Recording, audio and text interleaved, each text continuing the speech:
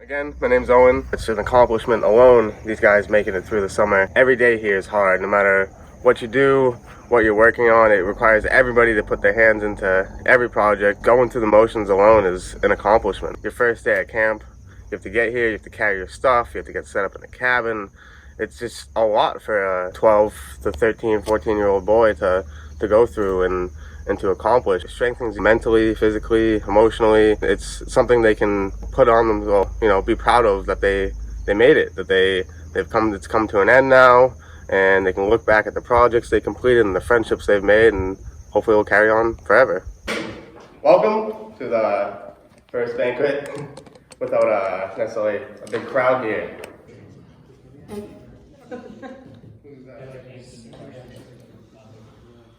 If you can trust yourself when all men doubt you, but make allowances for their doubting too. If you can wait and not be tired by waiting, or be lied about, but don't deal in lies, or be hated and don't give way to hating, and yet don't look too good, nor talk too wise. If you can dream and not make dreams your master, if you can think and not make thoughts your aim, if you can meet with triumph and disaster, and treat those two imposters just the same. If you can bear to hear the truth you've spoken, twisted by knaves to make a trap for fools, or watch the things you gave your life to broken, and stoop up and build them up with worn-out tools. If you can make one heap of all your winnings, and risk it all on one turn of pitch and toss, and lose, and start again at your beginnings, and never breathe a word about your loss. If you can force your heart and nerve and strength to serve your turn long after they are gone, and so hold on when there is nothing in you except the will which says to them, hold on. If you can talk with crowds and keep your virtue, or walk with kings nor lose the common touch, if your foes nor loving friends can't hurt you, if all men count with you, but none too much. If you can fill the unforgiving minute with 60 seconds worth of distant run, yours is the earth and everything that's in it, and which is more, you'll be a man, my son.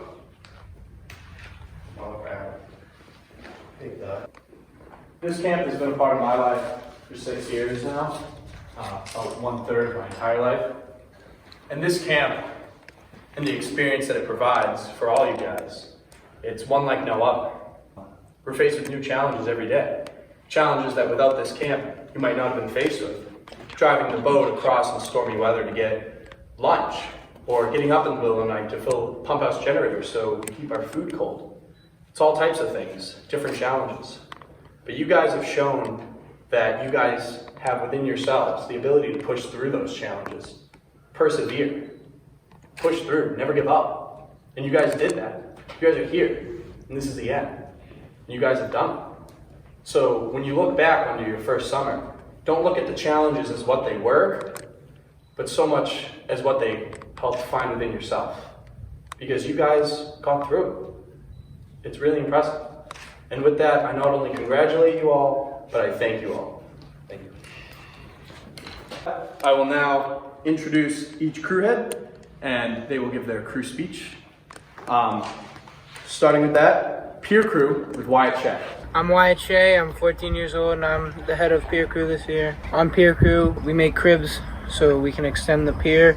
This pier, big pier over here, used to go all the way out to that last crib over there, but in a winter storm a few years back, it took away the whole extension. So now these past few years, we've been working on extending it again, bringing it back to its old glory.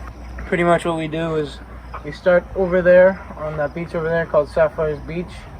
We build it up a little with the logs that we use, that we bring over from the mainland with the help of boat crew. And we get it probably about 4 logs high, and then we get temporary verticals in, drill these logs into using big pier drills, carriage bolts that you bolt in. Then we float it across the cove. We place it right here and we sink it using rocks, and we also try to make it level by putting rocks on a certain side of the crib. And this crib goes probably about 14 logs high. We just stack it up kind of like linking log. There's a big rock pile over there, and a lot of the work we do is we move rocks from that pile down the pier and we toss them in here so it stays weighed down, so what happened 10 years ago doesn't happen again. My crew this year, we had my assistant Anthony Iodice, we had Albert Guest, we had David Hoffman, we had Quentin Cromwell, and Francis Q. Here you go, guys.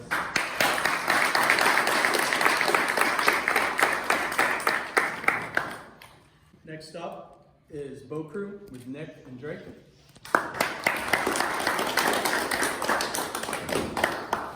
Hey, we are the boat crew. We bring over everyone who comes to the island, their laundry, all the gas that's required for the refrigerators to keep our food good and safe, to keep lights on at night so we can see, and we bring propane for hot water and for hot food. We brought 1,100 pounds of propane over to the island this summer, which has been used to heat the stoves and water that we use. And we've also brought 64 8x8 crib logs for the crib so we can access the waters for the boat. And we've brought over 55 jugs of water that hold 5 gallons each that we drink every day. And now we're going to explain to you how we get our boat licenses. Getting your cove license requires being able to tie a cleat, being able to tie a bowline, and docking in any weather. And then the sunny day license, which is the next license, is you have to anchor a boat and be able to drive island to coast or coast to island in a sunny day.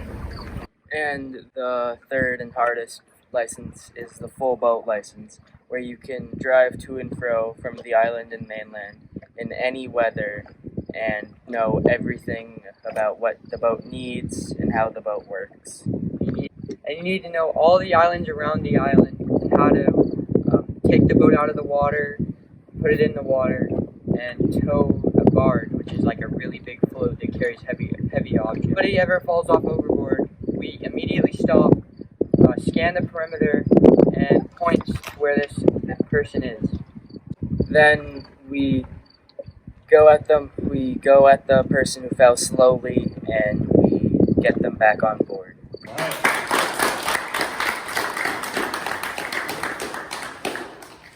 Next, construction crew with Travis and Anthony.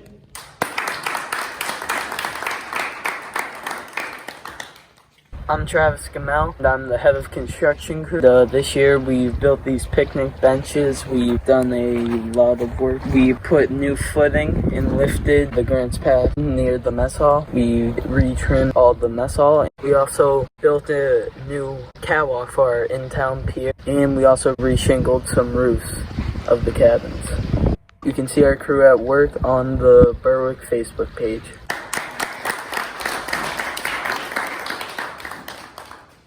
Garage and Systems, Anthony.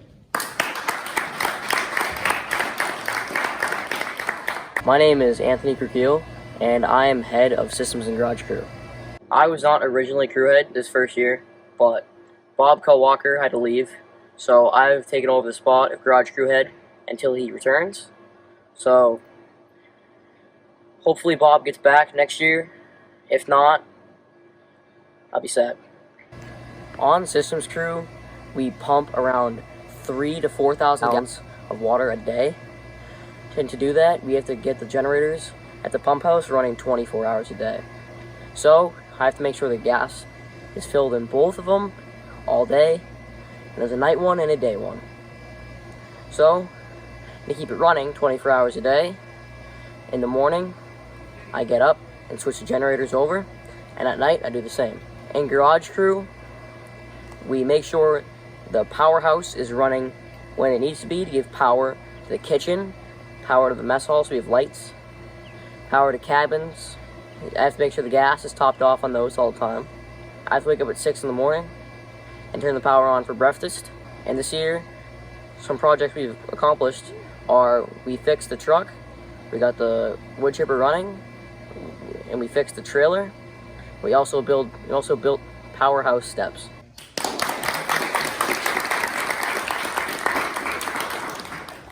And now to explain our camp emblem, Luke Westaver. As you all know, we're represented by our symbol, the Berwick Shield. If you all look behind you, we have it hanging up on the wall there. If you look at Travis's shirt, he's got it right there.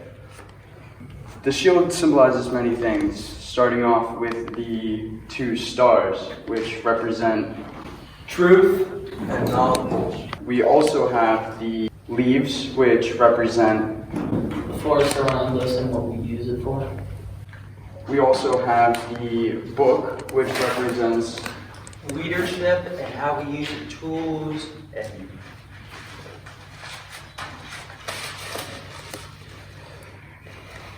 knowledge we use for the future and teamwork and how we use our tools.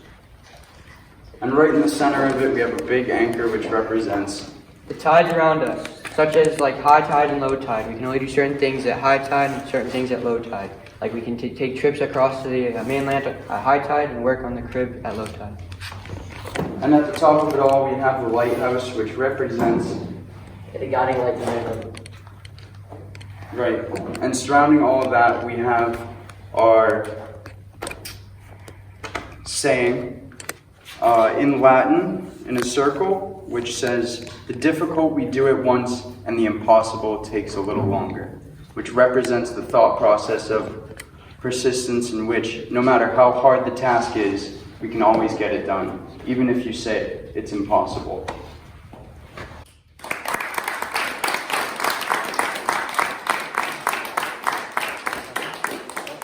Once you've completed your summer, we believe that each of you have earned this patch we call first year patch. And this, represents the hardship and the accomplishment of you making it through this. It's not an easy environment to even make it through a day here. These tough roads, you're carrying heavy loads, you're working on projects that seem hard to do as, a young man. And it's truly a honor to make it through the end of the summer, and each of you have earned one of these patches. Yep. And now James will come up and hand them out to the first year guys. Frankus C.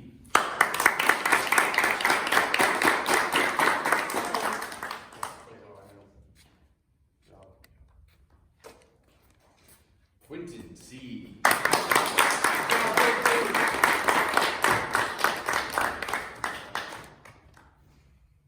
Albert G.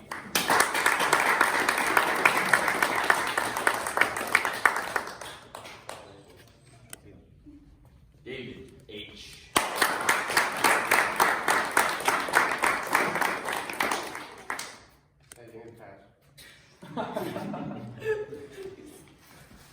Anthony K.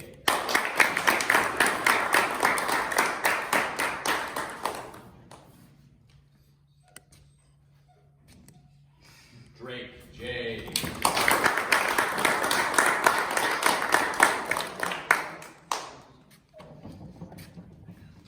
Travis G.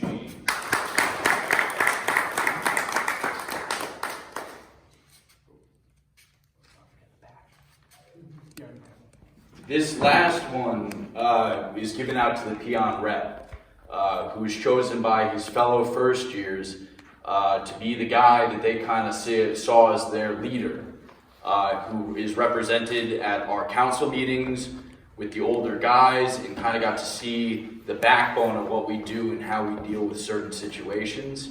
It is a very, very big honor. And this goes to Nick Ryder.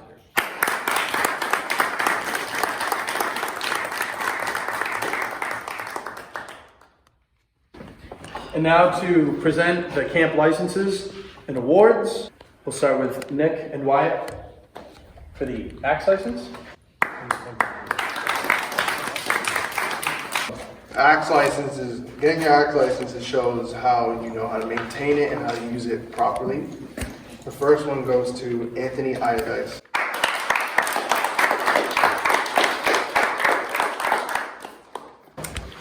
Next one goes to Anthony K.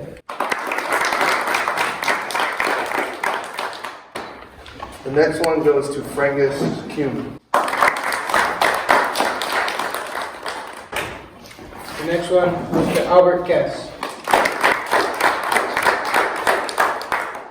The next one goes to Travis Gamel.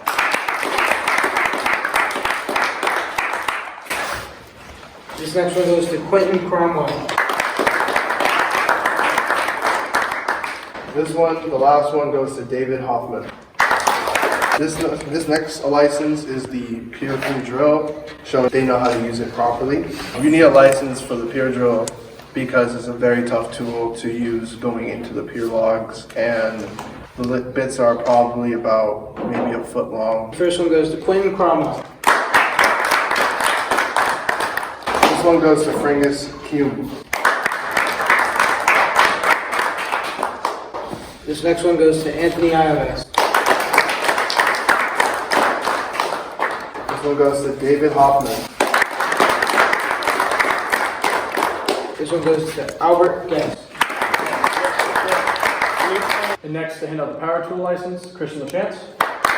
Power tool license is a very important license. We use a lot of power tools here, like the skill saw, sawzall, grinders, you name it. It's a power tool, you probably use it here. So the first license goes out to Anthony Cupio.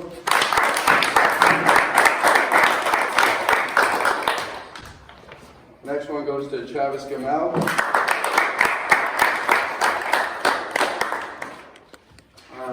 And the last one goes to Anthony Shagirulu.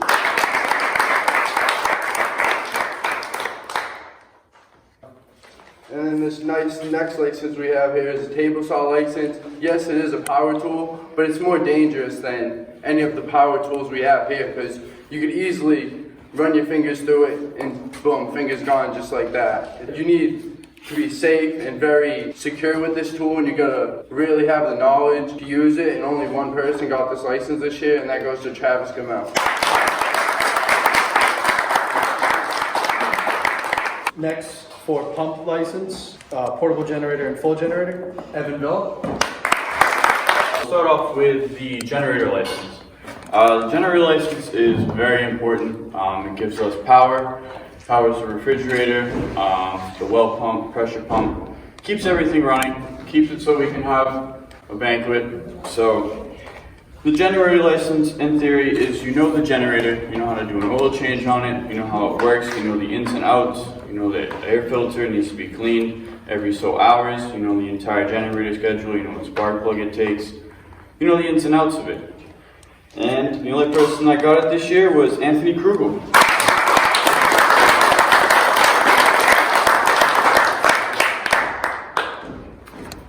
The next license that I'm giving out is the pump license. This means that you know how to prime the pump, you know how the pump works, you know how certain situations with the pressure pump, you got to adjust it, you know what the adjustment nut is, and you know how the whole system works. And again, Anthony Krugel got it.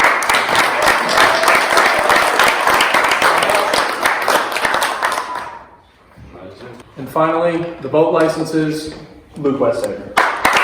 I will be handing out the Cove boat license, which everyone likes to say is the easiest boat license to get because it's just in the cove right there, but it's more than that. It's making sure that every single time you moor the boat, that you raise the engine, you shut it off in the right order, and you secure the mooring to on the bow and tie a bowl into it, because if you don't do it properly and there's a storm or it's windy and it's wavy, you lose the boat. On top of that, you also have to learn how to dock, which isn't very easy because it's like parallel parking a car on ice that's moving. And the two gentlemen that earned these awards this summer is Nicholas Ryder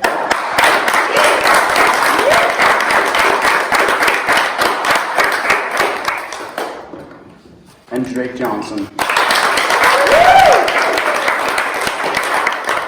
And now to present us with the most improved cabin, Dom.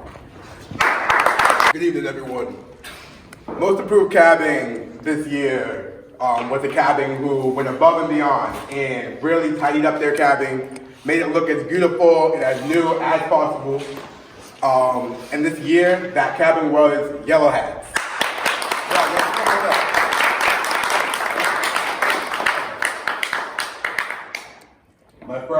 our board director, Bradley, is going to explain to us what he has done to his cabin this summer. So this year we did not have much building to do, but we certainly did our fair share of painting. We painted the entire outside of our cabin's logs, the entire inside of our logs, also the underside of the cabin. I'm not a construction crew, I don't know.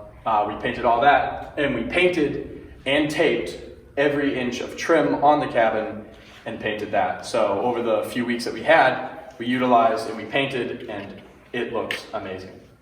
The cabin truly does. So, for this award for Most Improved Cabin, we hand out a B. This is a big B. It is given to the members of the cabin for doing such an astounding job making their cabin look new, making the repairs necessary on the cabin. The first B I'm giving out will be to Bradley. The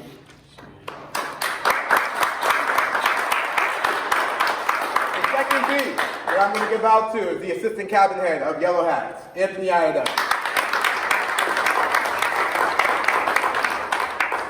The third member of Yellow Hats cabin, Francis. And lastly, Nick. And next, Camp Champs, Owen Hughes. We do something here that we call Camp Champs. It's similar to school superlatives, but it falls along the lines of stuff that we do at Berwick. So boys will actually compete and see who can be the hardest worker, who's the funniest guy around, who's the most popular guy, and so on. There's a couple other ones I didn't mention, but I'm gonna have the rest of the staff here stand up. They each are gonna announce which awards and who got in what place. So this first award I'm going to hand out as Most Improved Veteran. Tied for second place was Wyatt Shea and Anthony C. In first place, we have Anthony Iadice for Most Improved.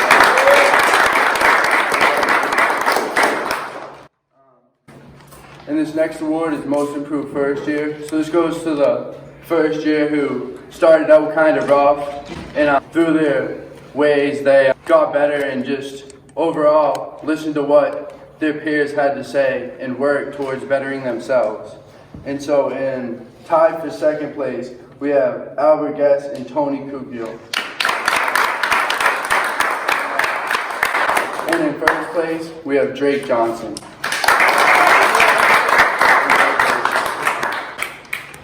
I will be handing out the Most Sincere Award. Sincerity, personally, I think is one of the most important characteristics in someone's character.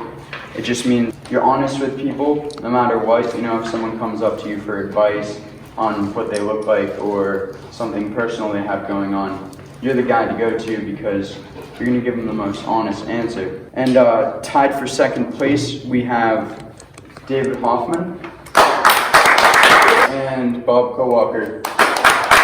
And in first place for Most Sincere, we have Anthony Krupler.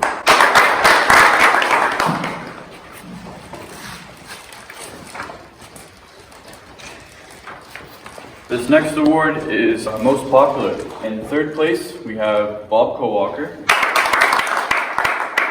Second place, we have Wyatt Shea. In first place, Anthony Iadice.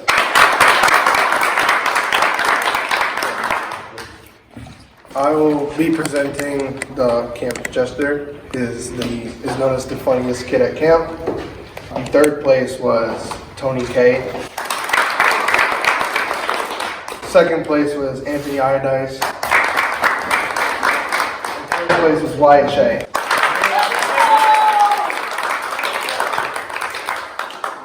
All right, tell us a joke. Tell us a joke. What's brown and sticky? What? Stick. I'm also going to be announcing who won Best Dress. It is the kid that has the fanciest clothes at camp. In third place was Wyatt Shea. Second place was Nick Ryder.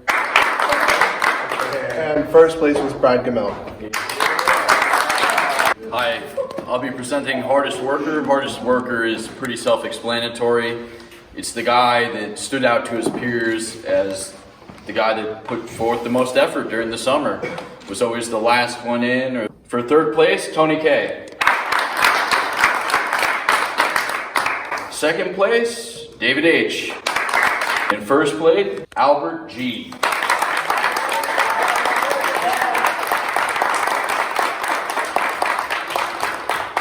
Today, I will be presenting the award for most altruistic. Altruism here is going out of your way to help out a fellow peer. You see somebody who is struggling maybe, or having a hard time bearing the load, and you come up to them and you are that person who helps them out. Altruism is a very important quality that we try to instill on every single child who comes here. So it's my pleasure to announce the third place winner for most altruistic, Drake Johnson. Second place for most altruistic camper here was Albert Guest. Third place for most altruistic camper, David Hoffman.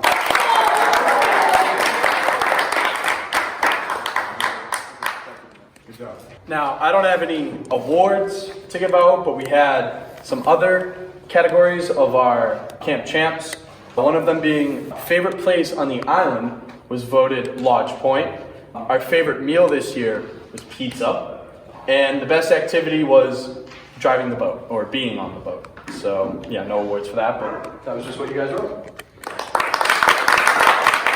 And now we have a special presentation from Adam Wicker, Executive Director. So, you guys made it, right? It's pretty amazing. So let's talk to some other guys that made it through. How about the alumni guys? Let's stand up. Why don't we start with you, James? Hi, my name's James Bolero. I started camp here in 2003 to 2005, took a brief hiatus. I came back in, I'm not sure what year, as scholarship. Berwick paid for me to take my wilderness EMT course, my WFA, WFR for wilderness medicine, as long as my lifeguarding instructor's course. I came back the next year as a waterfront director and taught lifeguarding for the Berwick Boys Foundation. I also did all the guided camping and kayaking trips around the island. When I was in camp, I was in peer crew all 3 years, which I loved, go peer crew. And now I'm the assistant camp director.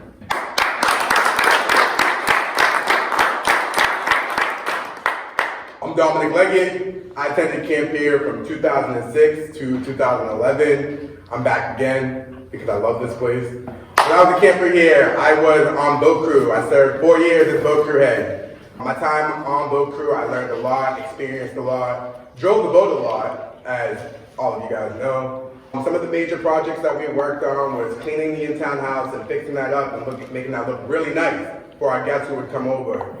We also transported a bunch of luggage and materials that we needed for projects here on the island. We worked on porches and brought wood over for porches and shingles over for roofs and nails and screws for construction crew and food for the kitchen.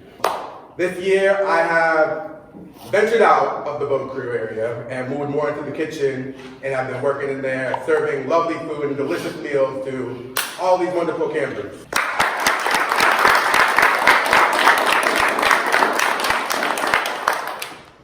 Hi, my name is Luke Westsaver. I've been coming here since 2013 and I haven't stopped coming since. I spent my first 5 years of this summer on the boat crew. Then I switched over to Woods and Roads. And then after that, I spent more time in the kitchen. I don't really have any funny stories to say, but what can I say is I love coming to this camp because every single summer is never the same. It's always a new experience. 8 years, never repeated anything. It's always refreshing.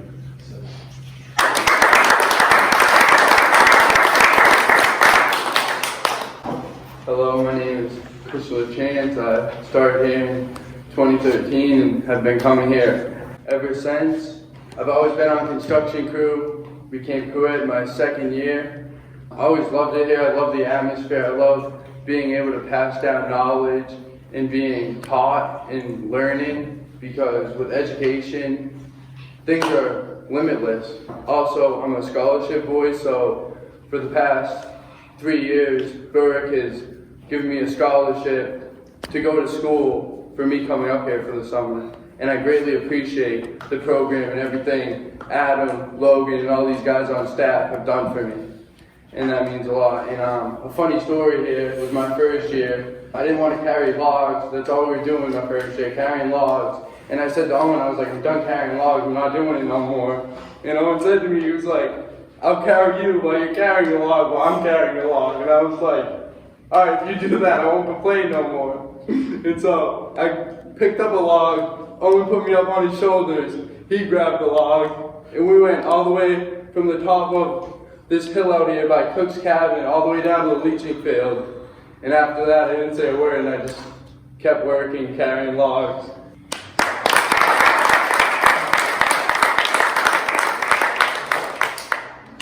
Hi, my name's Evan Villa. I started in 2013. I skipped 2015 due to a surgery I had, but I've been coming back ever since. My first year I was on garage crew, and then my second year was systems crew, and the rest was history.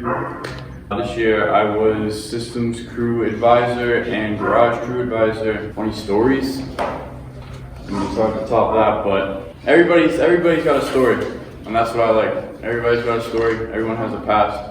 And when you meet different people with different pasts, it's always a great time.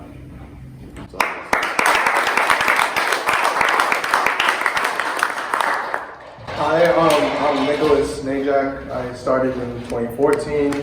I was on garage crew as well. I eventually became garage crew about my second summer.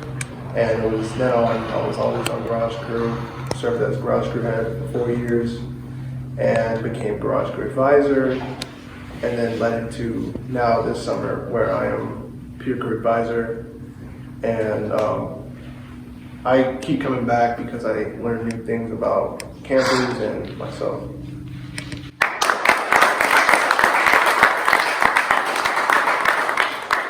Hi, my name is Owen Hughes. I started in 2009 and I haven't stopped coming since. This is my 13th summer up here at Camp Berwick.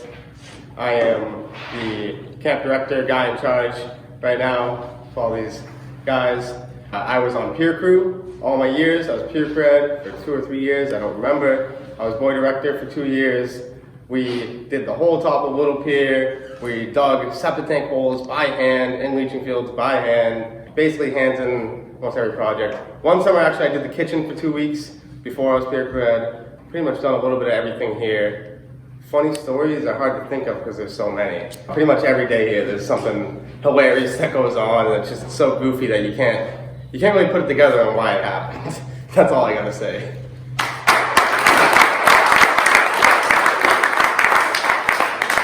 Hi, my name is Brad Gamel. I've been coming to Berwick since 2016, 6 years. I've been on boat crew ever since my first year. I was crew head for 3 years, and this year I got to be the boy director. Every year of Berwick, like Luke had said, it's always a different experience, and it's always an amazing one. And throughout all my years, I've always continued coming back because I set goals for myself, and I just continue to grow here, and I love this place. That's all.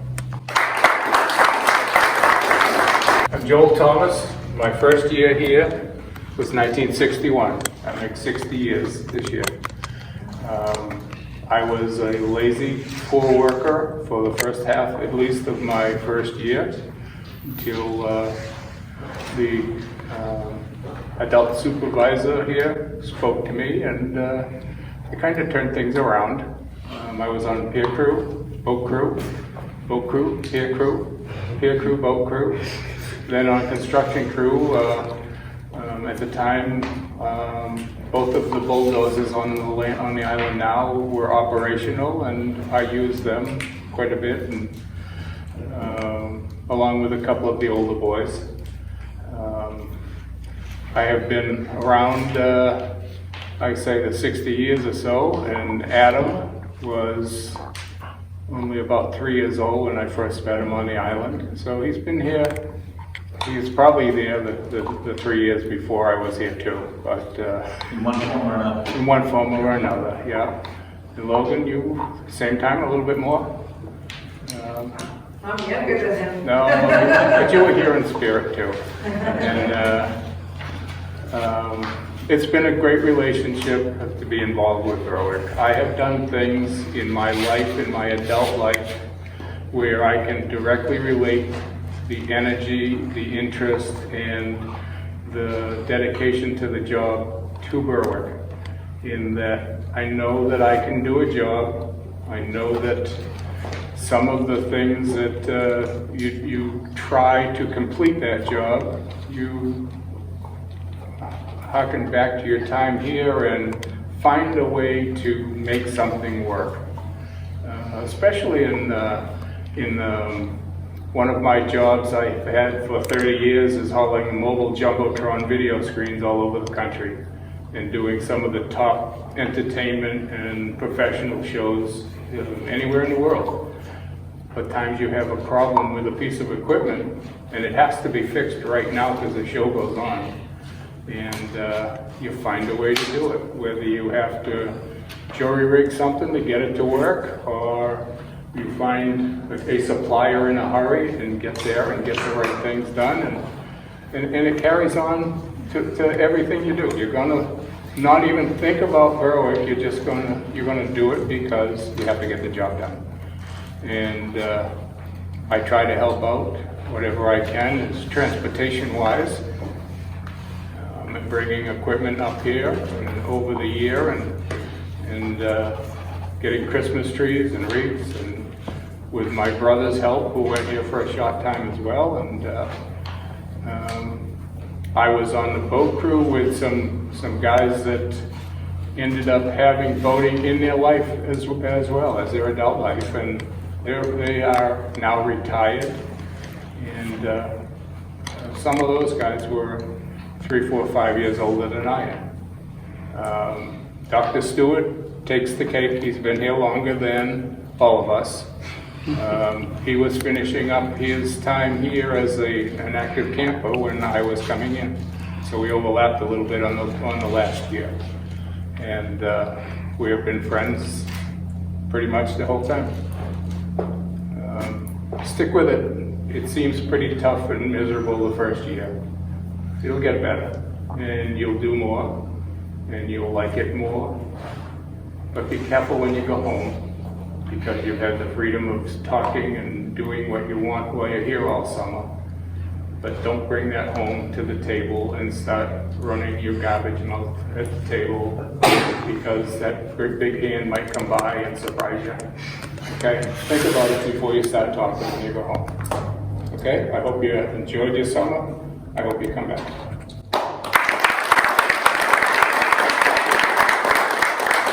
Everybody's got to say bye to Nick. He's got to go to college now. Luke's, No! do you mind if you go over? Can you go get the boat? Yeah. It's always a Berwick thing for the skipper this year. Well, Luke was a skipper, that they have to leave in moments of Berwick to go get the boat on a run that he wasn't expected to do. Bye, Nick. Bye, Nick.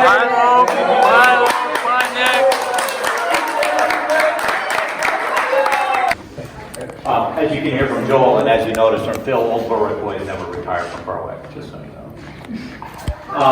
Who wants to go next? Ooh. Abel, what's the outfit? Woo!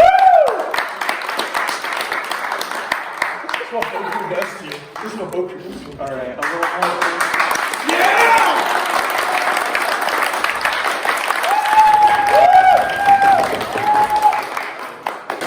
My name is Abel Willis Bastarash. I started camp here in 2010 on pier crew. I promptly switched over to boat crew, which was the right decision, until it became the wrong decision. Luke just left to get the boat. That is the first time I have been here that it hasn't been me. So I'm really thankful. I kept coming here, 2010, 11, so on, until roughly 2018, at which point I was staff.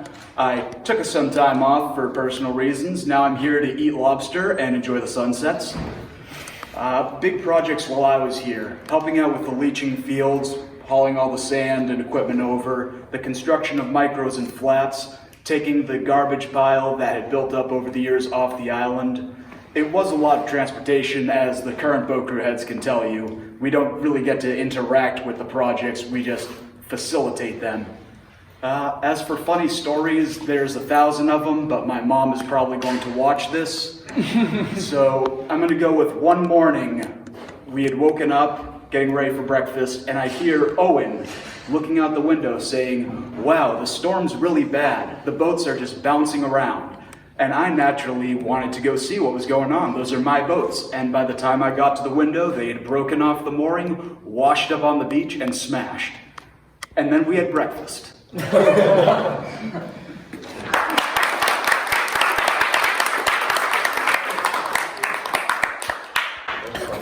name's Christian McCood. I started 2014 or 13. I started a little late though, but this is a really accepting community, and really from the day I started, hit the ground running. Peon rep, I did council, I've done boy director, I've done scholarship boy, I was on staff for a little bit. I'm coming back as a visitor and to eat again plenty of lobster. But I was here for a lot of small projects. Legion Fields, definitely built a few cribs with Owen and a lot of the Pier crew. I really just fit myself in where I can. I don't have any funny stories, but I can definitely attest to the feeling of losing everything, losing your boats, waking up to just complete chaos, and at the end of the day, somehow thinking it's funny. I think, that's just what you gotta do when things get rough. Persistence in industry, as Joel was telling us about. That's why we're here. So thank you.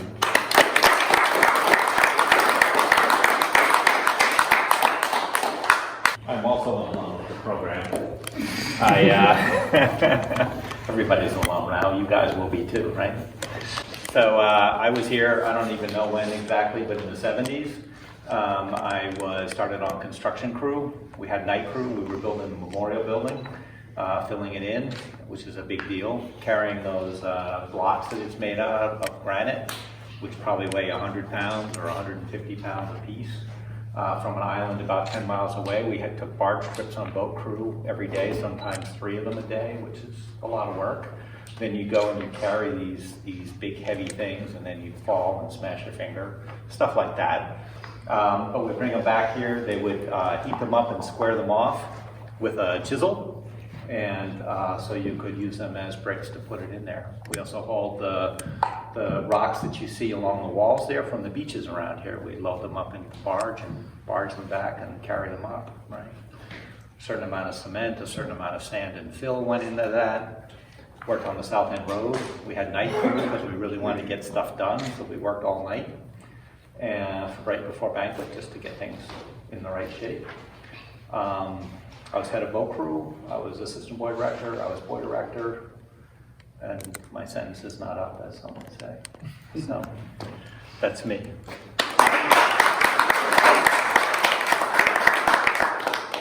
Phil, let me take over.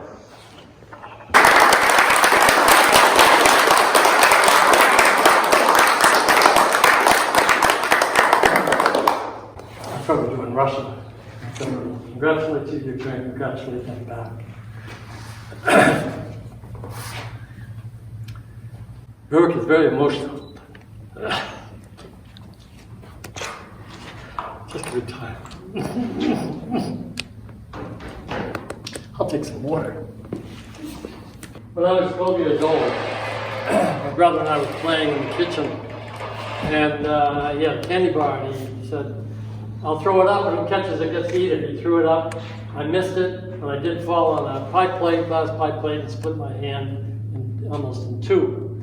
And I went to my mother took me to the hospital, and there was a very pleasant, calm young doctor who took care of me by the name of H. Berwick. I didn't know him any further than that during that time. I was more concerned about my hand, but he fixed it up very nicely.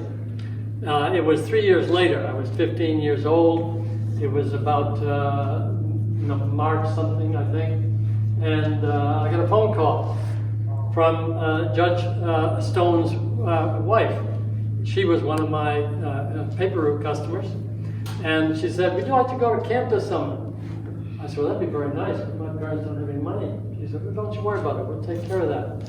And so I was excited. I met Dr. Berry. We went, actually at that time, we played basketball in the Brockton Congregational Church, the same minister who gave service for Dr. Berry's funeral in 1979. They were close friends. We went into Boston Gardens and went to the Maine Sportsman's Show to get us interested in Maine. And then, that was all fun, right? Then, I learned about Berwick. It was April.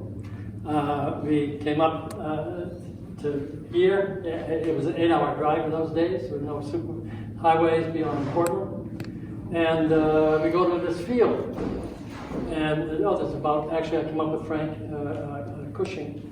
And there was Doc and some other adults and about 10 people all together. And Doc says, we're going to plant 10,000 Christmas trees.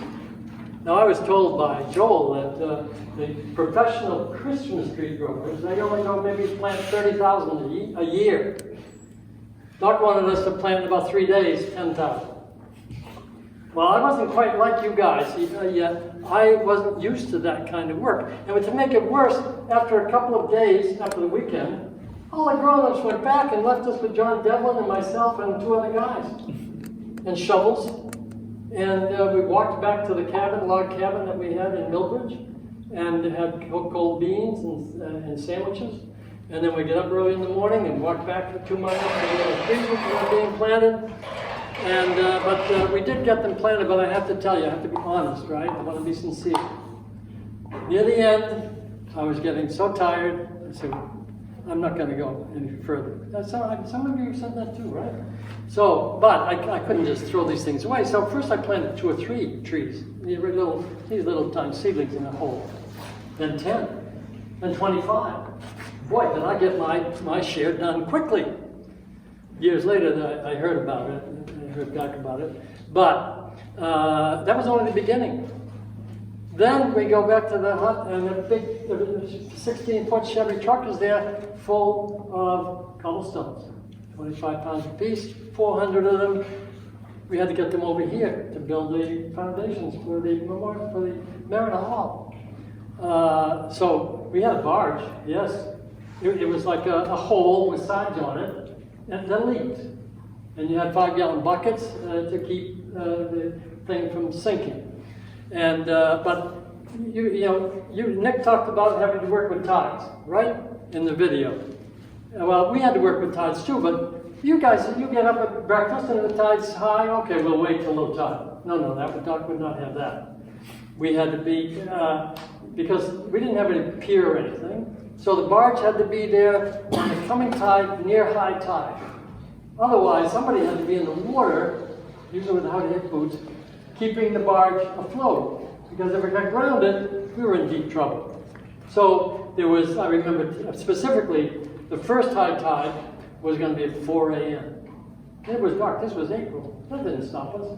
We went over there, we did it, we came back, and then we threw the stones overboard where near low tide, where you see the lowest tide, right? And that was great. It was all done. No.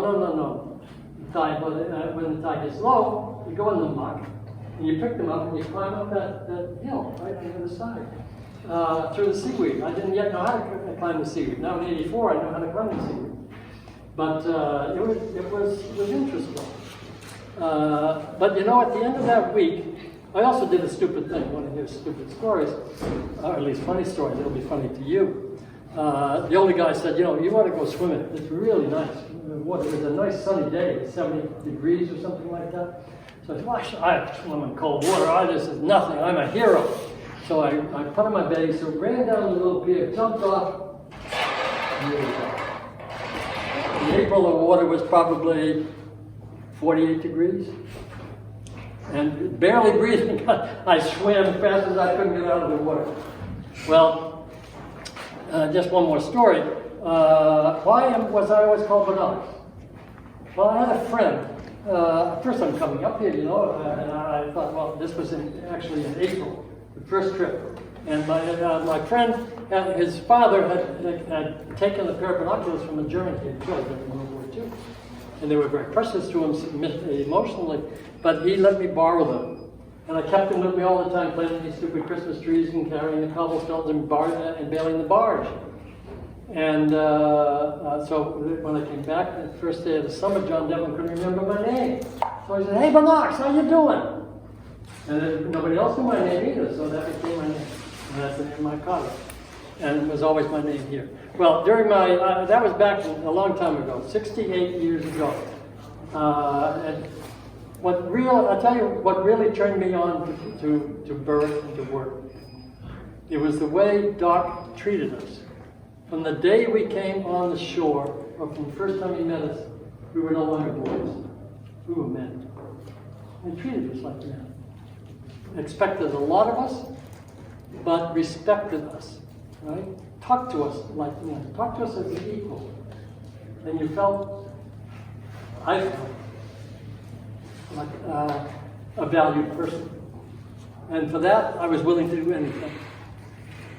So I worked, and I worked building the building, the two cabins over there. Ever since then, I've been on construction crew, as you probably may have guessed, because that's what I do here. And I have been here, I was here at camp for 9 years, until I actually got married in 1961.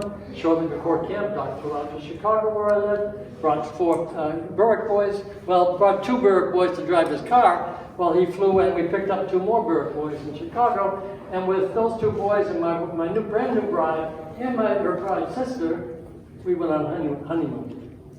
I don't recommend you go on a honeymoon trip with 5 other people.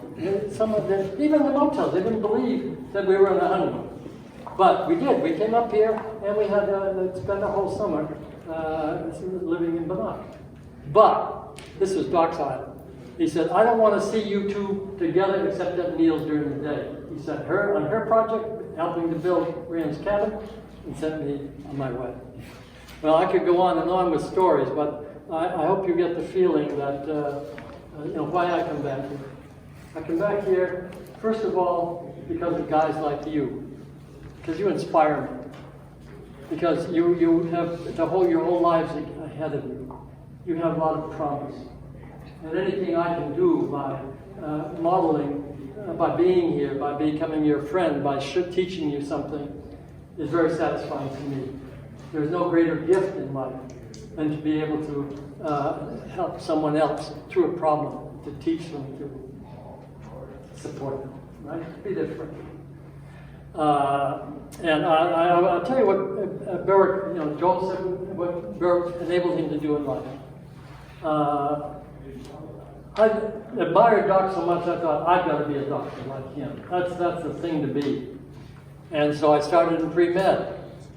But at the end of my second year, I had to take a very difficult course, organic chemistry. It's called the Doctor Killer.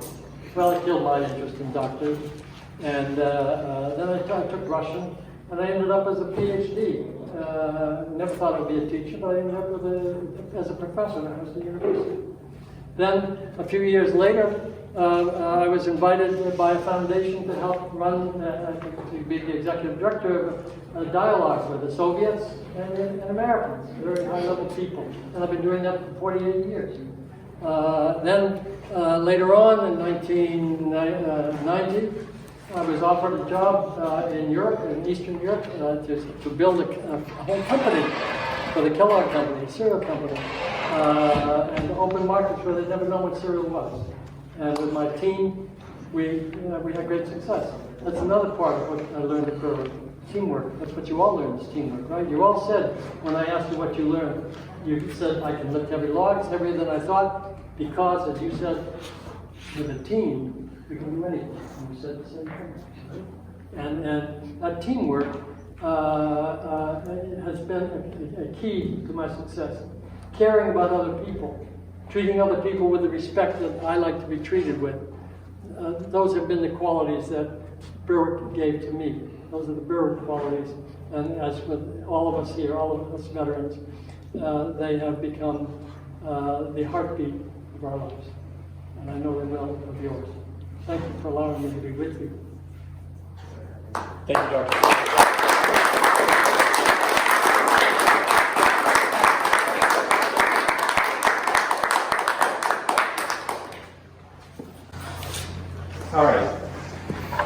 getting there. I only have 3 or 4 pages to go. Jeez. We did this much. Anyway, don't worry. You guys did a lot this summer, right? But it's not just the projects you did. So I wrote down some of the things that I was thinking about. Like, just living here is pretty hard, right?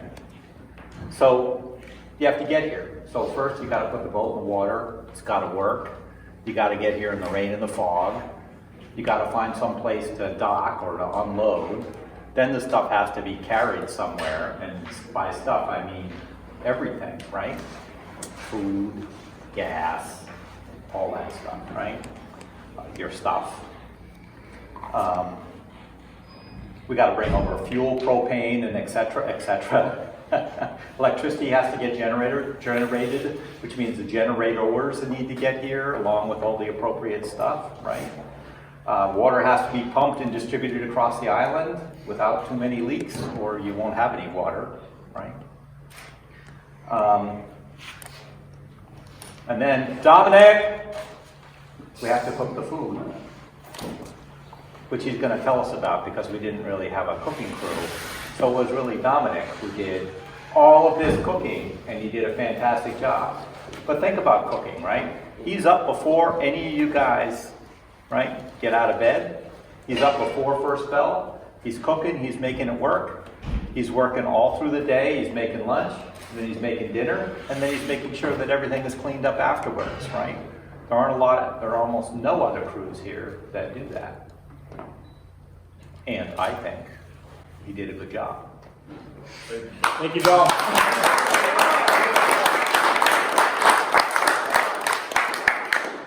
Come, tell us about cooking, if you can. Absolutely. So this summer, I spent the year as the head chef. I had some help from all these wonderful guys over here, mainly Luke, who is off right now, and then I had some wonderful help from these guys over here too. It's a team effort to cook for this many people. I can't do it solo. From cracking thousands of eggs every single summer, to laying out cheese for everybody, to portioning out the meal so everybody has enough to eat for first, seconds, and sometimes we have dessert. So we have to make sure we have enough food for that, right? I want to say thank you. We had plenty of vegetables, plenty of salad this summer. Wonderful, delicious salad bar that was set up. And that's pretty much it, yeah. How many eggs? Like 2,000 eggs. Yes, sir. Yes, sir. Once the cooking is done, you have to make sure the septic systems are working, right? Pretty important, you know. And then you got to take all the trash back. That's a lot. Then we can start projects. Right? So you guys did all that. You made it look easy, and then you did stuff. That's pretty amazing. You should be really proud of that. Right? Because people won't understand. Because at home, you just turn on the water and it's hot, and everything is great because it comes out and it's hot. So that's a lot. So I'm going to say, I just wrote this and I kind of like this sentence. Not only did you have to master the technical details of your projects, you had to learn to work as a team to get along with and motivate others. Right? One of the things that I think I take away from Berwick is how to approach problems, right? You, as Phil was saying, you're presented with something, and Joel for that matter, you're presented with something and you have to figure out, how am I going to make this work? And it doesn't matter how old you are or whether you're here or not. With some Berwick experience, I think you can look at things differently. It's like, oh yeah, I remember when we did this on the pier. Because people don't build piers like we do, right? They don't pick up rocks and just put it in, or they don't make the truck work the way we make it work, or jury rig something to make it go, or use something to make something happen that you wouldn't ordinarily think of at home. It's a whole different way of approaching problems that you can apply to anything that you run into throughout your lives. And I find that to be one of the great takeaways for Berwick, of Berwick for me. Hopefully you've also gained a great lifetime of memories and learning experiences, much like these guys have. All these alums, right? They can tell you about what happened when they're in their first year or their 19th year or whatever, right? They can pull that up. This has also been going on for 72 years now. I believe, depending on how you do the math. That's, and if you think about Phil and how many years he's been here, and you think about Joel, and you think about me, and you think about Owen. Owen was saying you were a camper here when before some of you guys were born. And he's young, just saying. Right. So all of this is made possible how, right? We don't charge a lot of money for people to come here. In fact, we don't charge anything. We ask your parents to give us what we think it would cost to feed you if you were at home for the summer, because we think that's fair.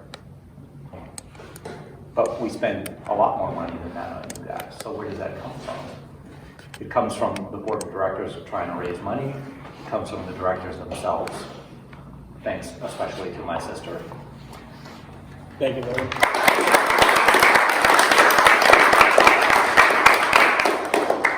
We get help from people, right? So all of us, I think, in life, and you will appreciate this as you get older, are successful, we're molded into the successes that we are by people that helped us out, right? Everybody has mentors. It could be a parent, it could be a teacher, it could be a friend, it could be a boss, it could be anybody, right? Hopefully you can find some of that here, because I feel that we're very much a family. As you can see, these guys are here to help you. Honestly, they're not just going to eat lobster, I can tell you that. And I'm really glad they're here. Right? But from the Berwick family, if we have a problem or we need something, there's usually someone at Berwick or that's been through Berwick that's going to help you guys out or help us all out, which is really wonderful. And you are now part of that family, having finished this first summer. So congratulations. I want to thank some volunteers that are tremendously helpful. You heard from Joel, who drives stuff up. He's cooking us dinner. He is a fantastic resource for many things. And his brother Kevin also drives trucks and provides the tractor and stuff like that.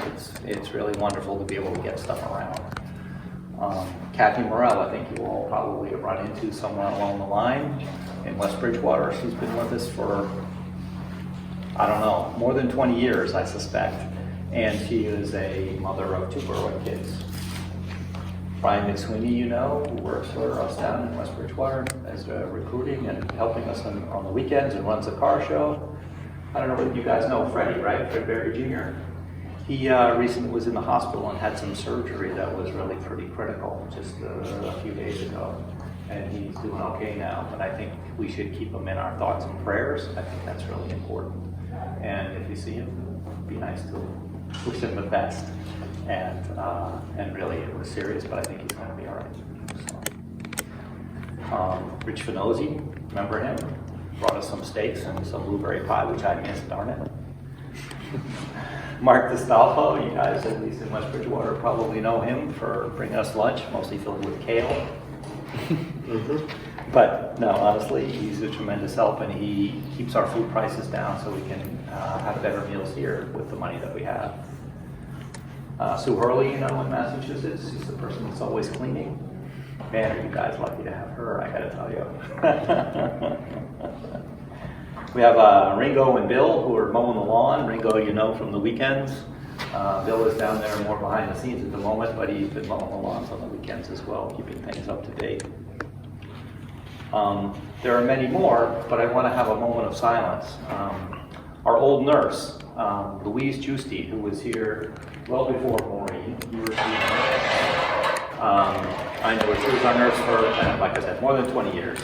Wonderful person. Spent a lot of time in the infirmary. But helped us out. She helped us sell Christmas trees and wreaths in New York. We had a big following down there. And got us a chef for a while. Really a tremendous asset. And she passed away this year of COVID, actually. And I just want to have a moment of silence as we remember her and think about her. Please.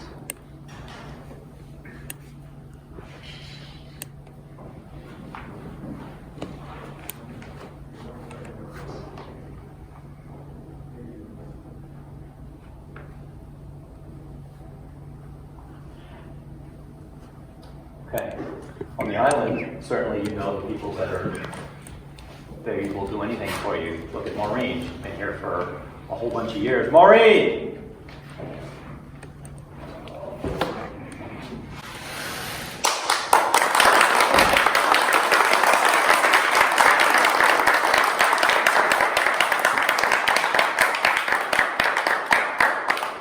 Say thank you for all that you do, and thank you for bringing gifts. Thank you, Maureen.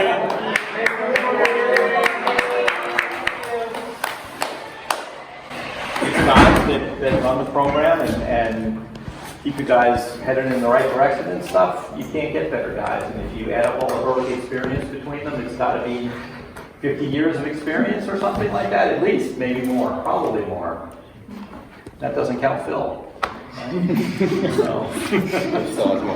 Yeah, that's right. He still outdoes us. That's right. It was the first pilgrim here.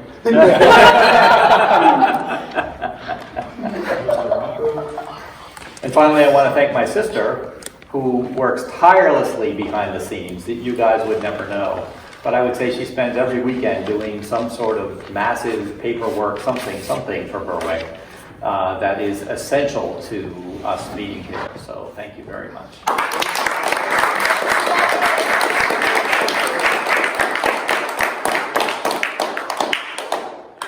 I want to talk quickly about scholarships and stuff like that. I know this has been a long thing, and I'll try and be quick.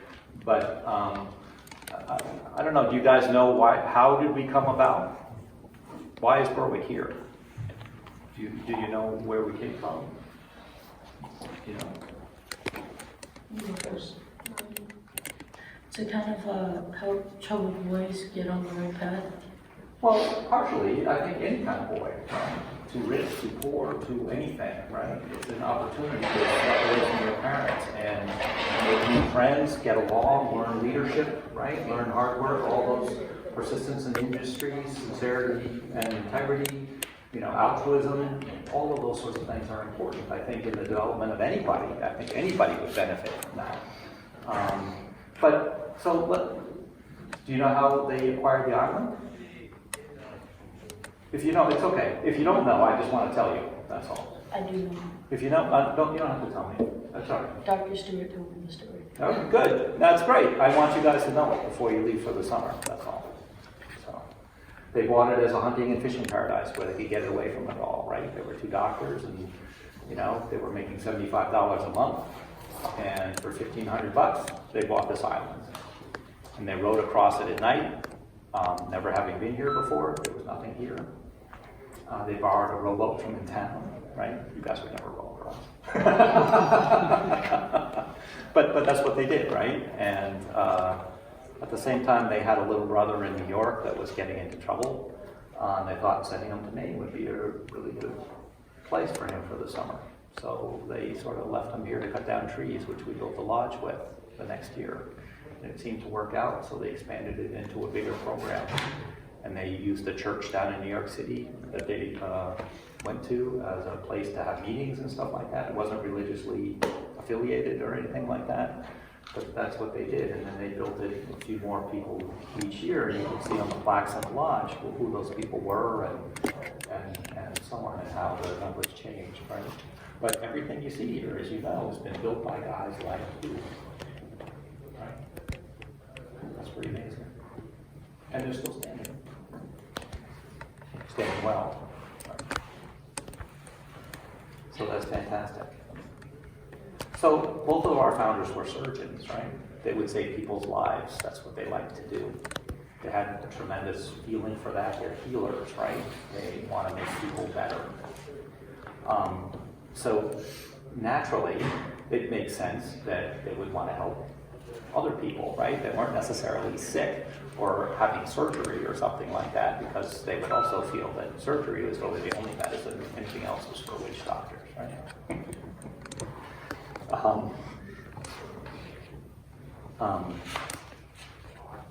Both of them were recipients of scholarships, right? They don't think they would have been, neither of them came from money. They both felt that without that help, and I'm talking about mentorship and things like that I was talking about before, without those scholarships, they wouldn't have been able to pursue their careers in medicine. So they felt that this is a way that they could provide that for other kids. So they've, over the years, provided, and I don't know the exact number, but it has to be hundreds of kids, scholarships, partial scholarships, to help bridge the gap between what a student can afford and what it costs to actually go to school, to try to help people realize their dreams of what they want to do. It doesn't have to be college, it could be something else. But it should be something that they love to do, that they want to do, and we feel that you'll do better at it if you really like doing it, right? That only makes sense, doesn't it? So I hope you all find that. But that's where the scholarship program came from for here, and that's what they felt about it. They also feel that people should be willing to pay it forward, right? If somebody helps you, you need to help them. Or not necessarily them, but others, right? That are in the same boat, if you can. It's just a nice thing to do and the right thing to do, right? If we all did that, the world would be a better place, I think. So this year, we have Christian, again, receiving a scholarship. As a senior at Bridgewater State, majoring in math and secondary education. Secondary education. You could be a teacher.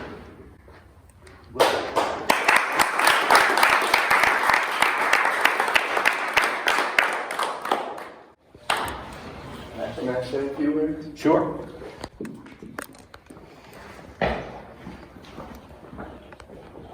Without this place having given me the opportunity to come to a program like this and receive a scholarship, I wouldn't have been able to go to school. I wouldn't be able to pursue my dreams of wanting to be a middle school math teacher. And for that, I'm forever indebted to this place. And it just means the world to me that this program has done that for me. And all the mentors I've had at this place, such as Owen, such as Dr. Stewart, who have taught me everything and taught me to pursue my dreams and never give up on them. And that's persistence in industry. And I can't give up on my dreams if I'm telling you guys not to give up on the task at hand. And that's why I'm still here. And that's why I'm still pursuing this dream, because I've been through a lot of struggles and I've thought about maybe doing something else. But I'm like, no, this is what I want to do. And that's why I'm still here, and that's why I'm still pursuing to be a middle school math teacher. And I just want to thank you all very, very much from the bottom of my heart for this opportunity.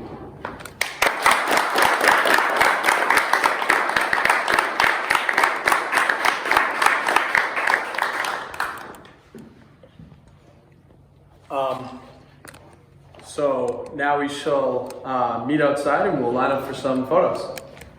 The end of the ceremony. Bring your awards, little deeds, first year patches, stuff like that. Stop moving. Look here. I need to breathe. everybody, look at me and Evan. Yeah. I'm being entertaining. Stop moving. Yeah, stop moving. I'm sorry. What is that in there? Oh, that's clams. These are steamed clams. Okay. Thank you. Fresh.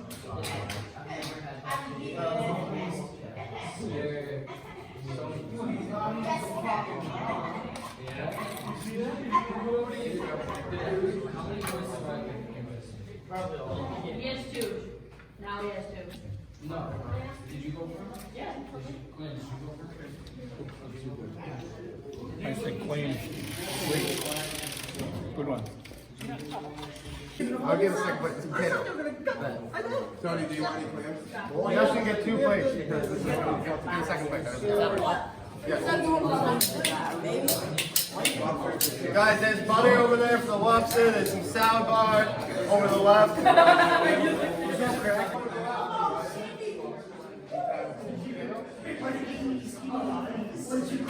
Lobster, lamb, a biscuit, I'm not sure what's in the foil paper, and corn. Potato. Potato, yeah. Great. Memorial building.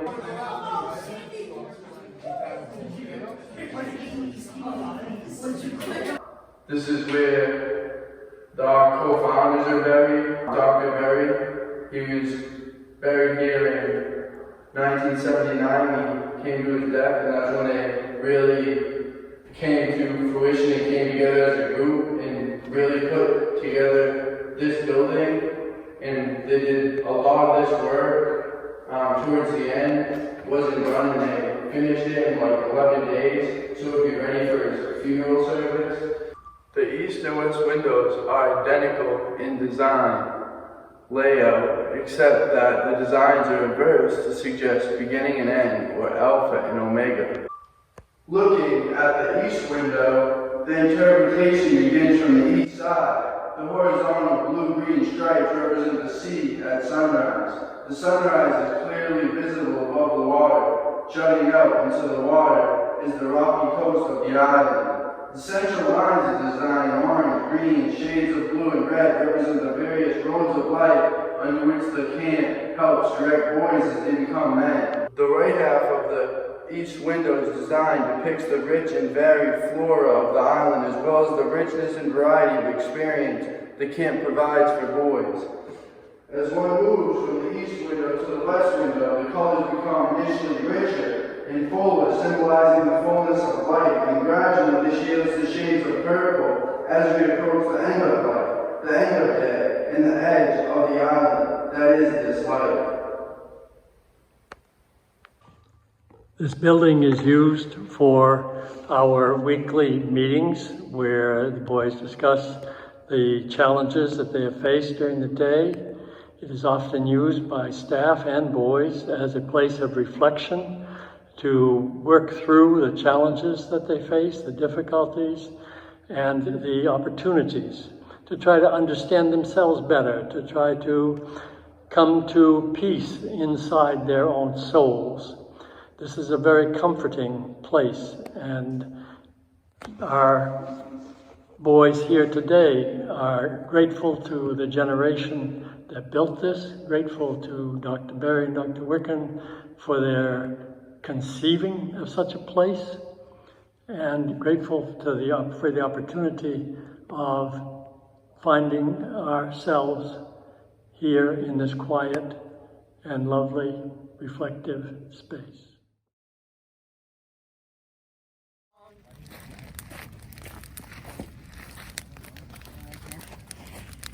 I don't need a stick. I have my hands.